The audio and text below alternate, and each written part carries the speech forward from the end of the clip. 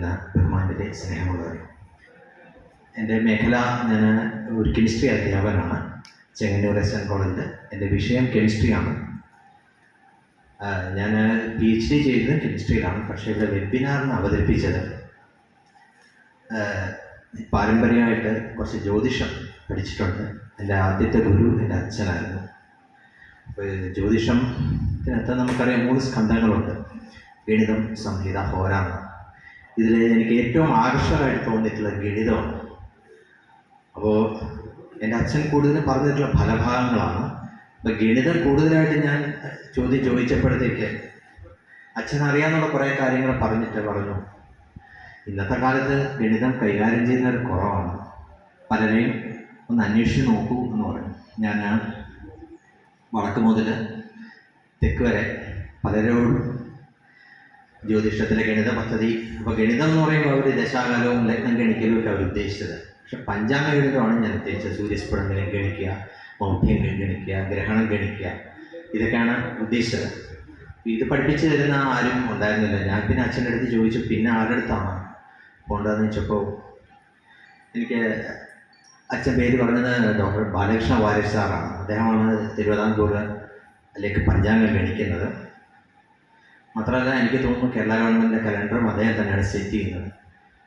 ഞാൻ ഒരു പൂജ ഹോളിഡേയ്സിൽ അദ്ദേഹത്തിന് ഫോൺ ചെയ്തു.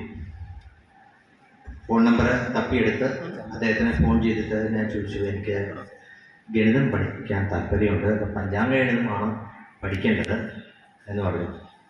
അപ്പം ഞാൻ പറഞ്ഞു, എനിക്ക് പരസംഖ്യയും ഭൂതസംഖ്യയൊക്കെ കുറച്ചേ അറിയുള്ളൂ, എനിക്ക് അത്തരത്തിലെ കവിക്രിയ അറിയില്ല എന്ന് പറഞ്ഞപ്പോൾ അദ്ദേഹം എൻ്റെ അടുത്ത് തിരിച്ചു ചോദിച്ചത്, ട്രിഗണോമെട്രി പഠിച്ചിട്ടുണ്ടോ എന്ന് ചോദിച്ചു. എത്ര വിദ്യാഭ്യാസം ഉണ്ടെന്ന് ചോദിച്ചു. എൻ്റെ വിദ്യാഭ്യാസം ഞാൻ പറഞ്ഞു. അപ്പോൾ ട്രിഗണോമെട്രി പഠിച്ചു കാണുമല്ലോ, അങ്ങനെയാണെങ്കിൽ ഈ വിദ്യാരംഭ ദിവസമെങ്കിൽ പോകുന്നുള്ളൂ. അപ്പോൾ 2 ദിവസം കഴിഞ്ഞാൽ പിന്നെ വിദ്യാരംഭമാണ്. അപ്പോൾ ഞാൻ അദ്ദേഹത്തിൻ്റെ അടുത്ത് ചോദിച്ചു, എങ്ങനെയാണ് അങ്ങയുടെ ഫീസ്? എങ്ങനെയാണ്? ഫീസൊന്നും വേണ്ട, ഒരു നോട്ട്ബുക്കും പേനായിട്ട് ഇങ്ങനെ പോകുന്നുള്ളൂ എന്ന് പറഞ്ഞു. ഞാനവിടെ ചെന്നപ്പോഴത്തേക്ക് പറഞ്ഞ് ഞാൻ അത്ഭുതപ്പെട്ടു പോയി എന്നുള്ളതാണ് ആ പ്രതിഭയുടെ മുന്നിൽ. അപ്പോൾ അദ്ദേഹം പറയുന്നത്, പഴയ വിധത്തിലുള്ള ഗണിതമല്ല ഇന്ന് ഉപയോഗിക്കുന്നത്. ഇന്ന് നമ്മൾ ഉപയോഗിക്കുന്നത് ഗോളീയ ജോമെട്രി അല്ലെങ്കിൽ സ്പെറിക്കൽ ട്രിഗണോമെട്രിയാണ്. അതാണ് അദ്ദേഹം എനിക്ക് ഒരു ബാലപാഠമായിട്ട് പറഞ്ഞു തന്നത്. ഒരു കുട്ടിയെ പഠിപ്പിക്കുന്ന പോലെ അവിടെ ഇരുത്തി ഗണിത ക്രിയകളും ഒക്കെ ചെയ്ത് എന്നെ പഠിപ്പിച്ചു തന്ന ആ ഒരു മഹാമനുഷ്യനെ ഞാനിപ്പോൾ ഒന്ന് സ്മരിക്കുകയാണ്. എൻ്റെ അച്ഛനോടൊപ്പം ആദ്യ ഗുരു എൻ്റെ അച്ഛനാണ് അദ്ദേഹത്തിന് ഡയറക്റ്റ് ചെയ്ത് തന്നത്. അങ്ങനെ വളരെ ക്ലാരിറ്റിയോട് കൂടിയാണ് ഇവിടെ ഇപ്പോൾ നമ്മുടെ പൂജാപഠനത്തിലെ ഗുരുനാഥൻ ഹരിയേട്ടനെ പോലെ തന്നെ പറയുന്നത് എന്തോ അത് ക്രിസ്റ്റൽ ക്ലിയറാണ്. നമുക്കറിയാം, നമ്മൾ ഒരുപാട് പഠിക്കുന്നുണ്ട്.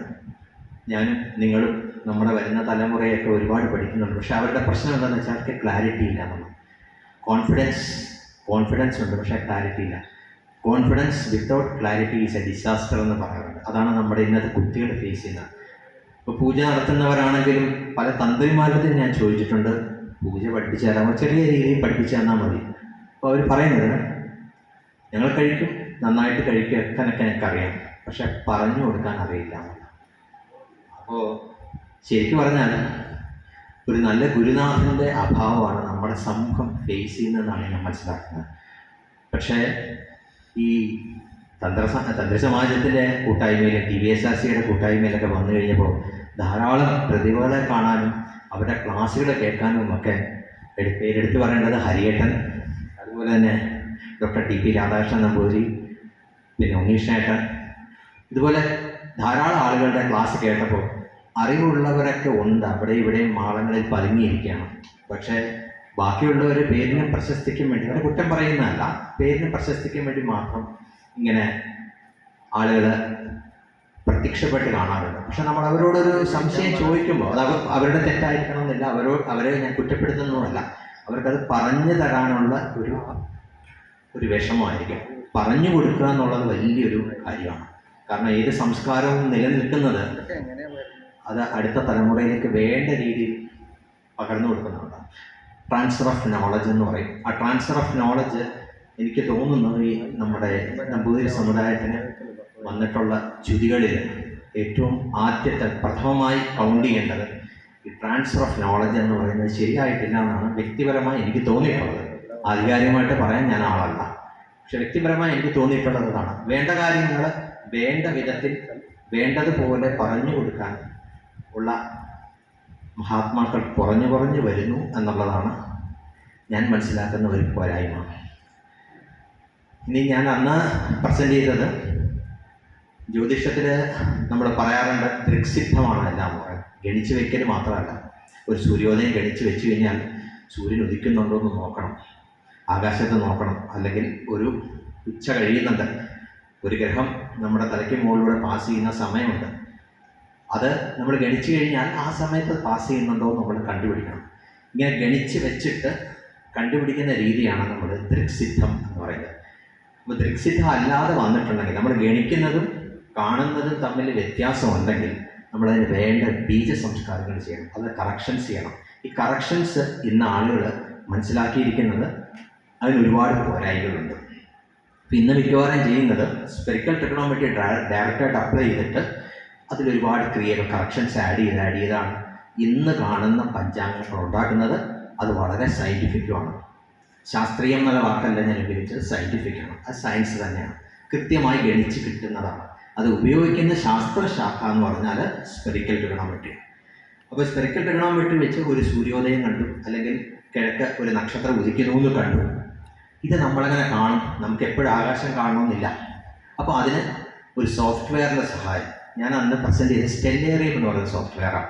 ഉദാഹരണത്തിന് നമ്മൾ സൂര്യോദയം ഗണിക്കുന്നു, 6:35 ഇരിക്കട്ടെ സൂര്യോദയം. സൂര്യൻ്റെ മധ്യബിംബം കൃത്യമായിട്ട് കിഴക്കേ ചക്രവാളത്തിൽ ഉദിച്ച് വരുന്നതായിട്ട് നമുക്ക് ആ സോഫ്റ്റ്വെയറിൽ നിന്ന് കിട്ടുന്നു. ഇതുപോലെ തന്നെയാണ് ലഗ്നം ഗണിക്കലും അതുപോലെ നക്ഷത്രം ഗണിക്കലും എല്ലാം. അപ്പോൾ ദൃക്സിദ്ധമായിട്ടുള്ള ഗണിതം എങ്ങനെ നമുക്ക് സോഫ്റ്റ്വെയർ ഉപയോഗിച്ച് കാണാൻ കഴിയും, ഇതായിരുന്നു ഞാനന്ന് ആകാശ കാഴ്ചകൾ എന്ന ഹെഡിങ്ങിൽ പ്രസൻറ്റ് ചെയ്തത്. എല്ലാവർക്കും നന്ദി, നമസ്കാരം.